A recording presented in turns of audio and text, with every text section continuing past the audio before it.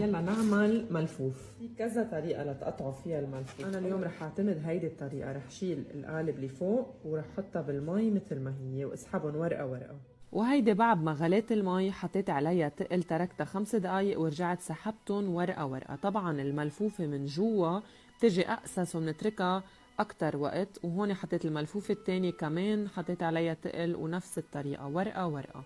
بنقصهم بالشكل اللي بدكن اياه، الحجم اللي انتو بتحبوا تلفوا فيه، وبيكونوا جاهزين لللف. للحشوة حطيت كباية ونص من الرز البسمتي، انا بحب هيدي الاكلة بهيدا الرز، 500 جرام لحمة مفرومة، ملح، بهار مشكل، زيت نباتي، وملعقة صلصة. هيدي الحشوة كتير طيبة للملفوف، ولفيتهم بالطريقة اللي عم تشوفوها بالفيديو. هيدي الطبخة هالمرة عملتها بالانستنت بوت، كتير حبيت الطبخ فيها. لفيتهم هون كلهم. قليت اللحمة بعد ما سلقتها 5 دقايق، شلت لها زفرتها وحطيت لها شوي فلفل اسود. رجعت صفيت الملفوف اللي لفيتهم، والمي اللي بدنا نحطها على وجهن عصير 4 حمضات، ملعقة من النعناع المجفف، ملح ومي، يعني لازم نغمرهم بالمي. اوكي خلطتهم وحطيت حصوص من الثوم، فيكم تحطوا ثوم اكتر من هيك، فيكم تحطوا بالنص وتحت كمان.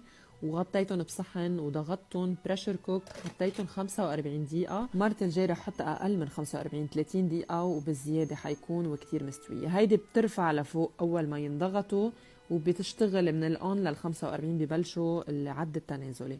بعد ما خلصوا بننفسها من فوق، بنفتحها وليكوا الملفوف قديش مستوي وطعمته بتشهي قد ما طيب. ليكوا اصلا شكل الطبخه بالطنجره قد ايه بتشهي. حطيت حامض على الوجه، طبعا اذا بتحبوا حامضها زياده، انا بحبه اكسترا.